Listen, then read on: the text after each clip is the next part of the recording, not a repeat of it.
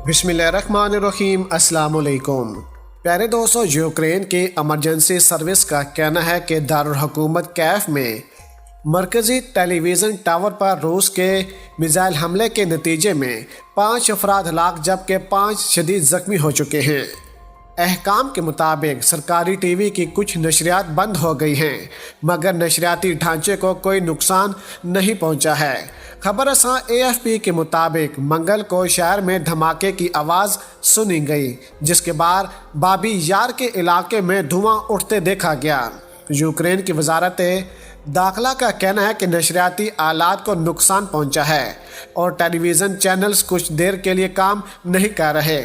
Ukraine के सदर का कहना है कि रूस की तरफ से जानबूझकर हमला किया गया है और हमारे नशरियाती टावर को मुकम्मल तौर पर तबाह कर दिया गया है। इसके अलावा ये भी खबरें सामने आई हैं कि 150 से ज़्यादा रूस के टैंकों को यूक्रेन ने तबाह कर दिया है। यूक्रेन को इस वक्त जो असला मुमालक दे रहे हैं उनमें अमेरिका और इसराइल भी शामिल हैं। यहाँ पर हम आपको बताते चलें कि वजारत दाखिला की तरफ से जारी की गई तस्वीर में नशरियाती टावर के एक हिस्से से धुआं उठते देखा गया। ताहम इस मंजर को देखने वाले AFP के सहाफ़ी देख सकते थे।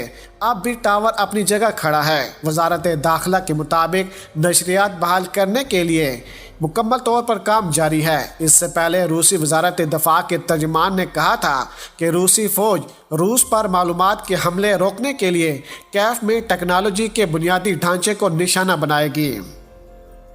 वीडियो को आगे बढ़ाने से पहले हमारे चैनल को सब्सक्राइब करें और हमारी वीडियो को हर जगह पर शेयर करें ताकि न्यूज़ से रिलेटेड जब भी हम कोई वीडियो अपलोड करें वो सबसे पहले आप अहबाब को मिल सके। रूसी फ़ौज ने मशरक़ी यूक्रेन के शहरों पर हमला करने के साथ साथ दारुल हुकूमत कैफ के करीब बख्तरबंद गाड़ियाँ और तोपें जमा करनी शुरू कर दी हैं। दूसरी जानिब मगरबी ममालिक ने रूसी माशियत को नुकसान पहुँचाने के लिए मज़ीद पाबंदियाँ लगाने का भी कहा है। खबर रसां अदारे AFP के मुताबिक यूक्रेन पर रूसी हमले के छठे रोज़ मुल्क के दूसरे बड़े शहर खार्किव में अहकाम का कहना है कि रूसी फ़ौज ने मकामी इंतज़ामिया के दफ्तर पर गोलाबारी की है, जिससे काफ़ी ज़्यादा हलाकतें भी हुई हैं। AFP के रिपोर्टर ने कहा कि इमारतों की खिड़कियां टूट गई हैं, हर तरफ मलबा फैल गया है और हर तरफ लाशें पड़ी हैं, बमबारी की जा रही है, बिजली बंद हो गई है, इंटरनेट की सर्विस भी नहीं है।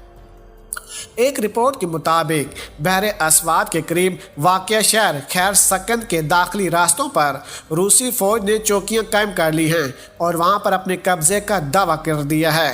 यूक्रेन के सदर ने एक मशीर से ट्वीट की है कि बिल आखिर नकाब उतर गया। रूसी शहरी मराकज़ पर तेज़ी से गोलाबारी कर रहा है। रहायशी इलाकों और सरकारी इमारतों पर बरह रास्त मिज़ाइल और गोले दागे जा रहे हैं। इसके अलावा आपको बताते चलें कि वाज़ह रहे कि रूसी हमले के नतीजे में अब तक 3,500 शहरी हलाक हो चुके हैं और लाखों यूक्रेनी शहरी हमसाया मुल्कों में चले गए हैं। अपनी जान बचाने के लिए वो नकल मकानी कर रहे हैं।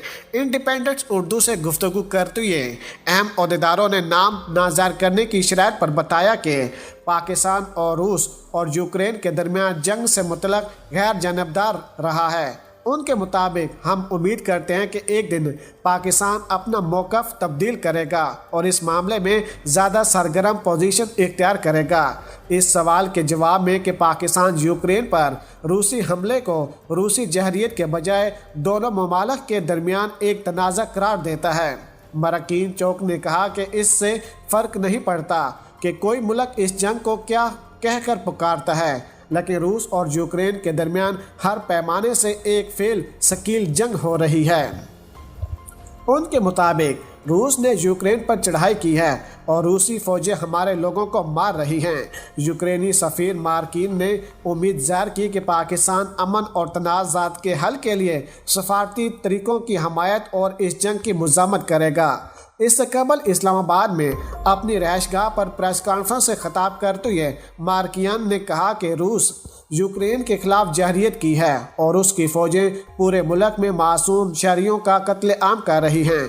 उन्होंने दुनिया से रूस पर फौरी और ज़्यादा पाबंदियां लगाने का मुतालबा करते हुए कहा कि दुनिया के ममालिक मास्को के लिए अपने फ़िज़ाई रास्तों, पानियों और तजारत पर पाबंदी लगा दें। انہوں نے دنیا کے ان ممالک کا شکریہ ادا کیا جنہوں نے روس پر پابندیاں لگائی ہیں، جبکہ یورپی یونین نے گزشتہ ہفتے روس پر پابندیاں لگانے کے علاوہ یوکرین کو مدد بھی فراہم کی تھی۔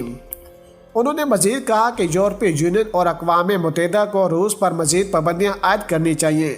یوکرینی سفیر نے جنگ کے پرامن حل کی ضرورت پر زور دیتے ہوئے کہا کہ دنیا کو روس پر بات چیت اور جنگ کے خاتمے کے لیے دباؤ میں اضافہ کرنا چاہیے۔ پیارے دوستو، مارکیان نے کہا کہ یوکرین نے گزشتہ سال پاکستان کو 100 ملین ٹن سے زیادہ گندم دی تھی، جس سے پاکستان کی معیشت اور لوگوں کو مدد فراہم ہوئی۔ انہوں نے حال ہی میں افغانستان سے یوکرینی باشندوں کے انخلا میں پاکستان کے کردار اور مدد کو سراہتے ہوئے کہا کہ یوکرین میں موجود پاکستانی شہریوں کو وہاں سے نکلنے کا موقع فراہم کرنا یوکرینی حکومت کی ترجیحات میں شامل ہے۔ انہوں نے کہا کہ یوکرین سے پاکستانی طالب علموں کے انخلا سے متعلق دونوں ملکوں کے وزراء خارجہ مستقل رابطے میں ہیں۔ انہوں نے کہا کہ یوکرین پر روسی جارحیت کی مزاحمت سے مراد انسانی زندگی اور آزادی کی حفاظت ہے اور ساری دنیا کو ایسا کرنا پڑے گا۔ انہوں نے اس موقع پر یوکرینی بچوں کی بنائی ہوئی تصویریں بھی میڈیا پر شیئر کی۔ اس معاملے پر انڈیپینڈنٹ اردو نے پاکستانی دفتر خارجہ سے رابطہ کیا اور ترجمان آصف افتخار نے کہا، وزیراعظم عمران خان نے دورہ روس کے درمیان یہی موقف اپنایا تھا۔ تنازع کا لفظ سفارتی طور پر استعمال ہوا ہے اور اسے فوجی تنازع کہا گیا ہے۔ اگر بات چیت سے معاملہ حل ہو جاتا تو تنازع یا لڑائی تک نوبت نہ آتی۔ انہوں نے کہا کہ پاکستان کو ایک متوازن پوزیشن رکھنی چاہیے اور موقف یہی ہے کہ یوکرین روس کے درمیان جنگ نہیں ہونی چاہیے۔ جنگ کسی مسئلے کا حل نہیں، بلکہ بات چیت سے اس بڑھتی ہوئی کشیدگی کو کم کیا جا سکتا ہے۔ لیکن یہاں پر کچھ ممالک ایسے ہیں جو جنگ کروانا چاہتے ہیں، اسلحہ بارود فروخت کر کے اپنی معیشت کو بہتر بنانا چاہتے ہیں، اور اسی وجہ سے امریکہ کے ساتھ وہ 28 ممالک بھی شامل ہیں جو یوکرین کو اس وقت درجنوں اسلحہ بارود دے رہے ہیں، بختر بند گاڑیاں، ٹینک اور جنگی طیارے دیے جا رہے ہیں۔ اگر ہم چاہیں تو یوکرین کو مکمل طور پر خطے سے ختم کر سکتے ہیں۔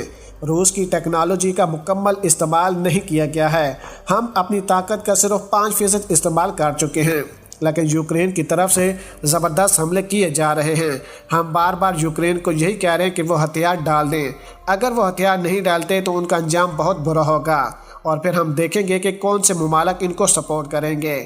پہلے دوستو، اگر آج کی ویڈیو آپ کو ہماری پسند آئی ہو تو ویڈیو کو لائک کر دیں، شیئر کر دیں اور اپنی قیمتی رائے سے میں ضرور آگاہ کیجیے گا۔ پاکستان زندہ باد۔